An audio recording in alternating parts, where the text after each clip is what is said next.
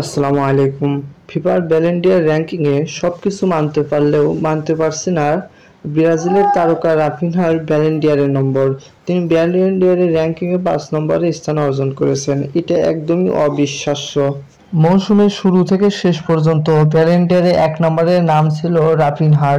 কারণ তিনি এই মৌসুমে ৬৪ ম্যাচে কিন্তু টোটাল তার ৬১টি গোল অ্যাসিস্ট, প্রায় প্রতি ম্যাচে তার গোল অ্যাসিস্ট ছিল।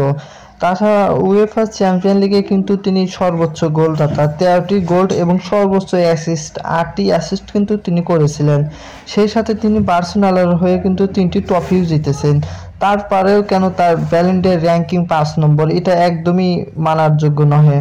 তিনি ব্যালেন্ডিয়ারের প্রধান প্রার্থী হিসাবে মনোনীত হননি, কিন্তু তার গোল অ্যাসিস্ট দিকে তাকালে কিন্তু দেখা যায় তিনি এবছরের সেরা স্ট্রাইকার হিসেবে পরিচিত হবেন বা কোনো একটা পুরস্কার জিতবেন, কিন্তু তাও কিন্তু সেটি ঘটেনি। আর গত বছরেও আমরা দেখেছি ব্রাজিলের ভিনিসিয়াসের সঙ্গেও কিন্তু এরকম ঘটেছে, যে কারণে রিয়াল মাদ্রিদ ব্যালেন্ডিয়ার বয়কট করেছে।